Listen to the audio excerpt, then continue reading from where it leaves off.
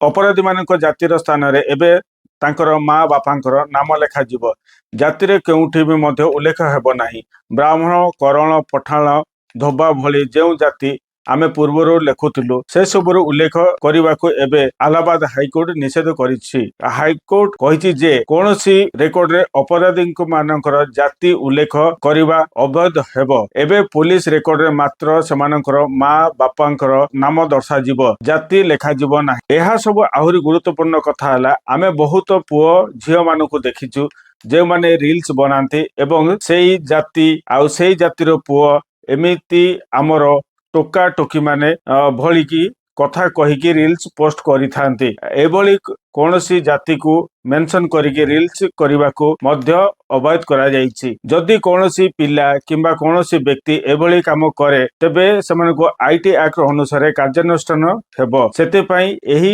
कथा को young generation मध्य रे निश्चित प्रचार करिवा दरकार। जदि एही वीडियो को समस्त पाखु पठेई के सचेतन करा जाए ताहले समानकु एही नियम विषय रे अनेक एबे भी अज्ञ थिबा हेतु प्रकृत ज्ञान नाही। भविष्यत रे जदि कोनोसी एफआईआर हेउची जहार एभली मेंशन अछि जोडा की जाति प्रथा को नै की जाति को नै की समाने व्यवहार कर तबे एही हाईकोर्ट रो रूलिंग पक्ष रे जाई पारे। आउ जदि एमानकु एबेठु सचेतन न करा जाए ताहले भविष्यत रे समाने केस रे जड़ित हेइकी तांको जीवनटा को निछावर हेइ जेवा संभावना थाए। जदि एही वीडियो टा आपण मानको इन्फॉर्मेशन रे लागि जे ताहले लाइक शेयर सब्सक्राइब कर दियंतो आउ आपण मानको प्यारा मतामत देकी हमको साथ करंतो। जय हिंद जय भारत।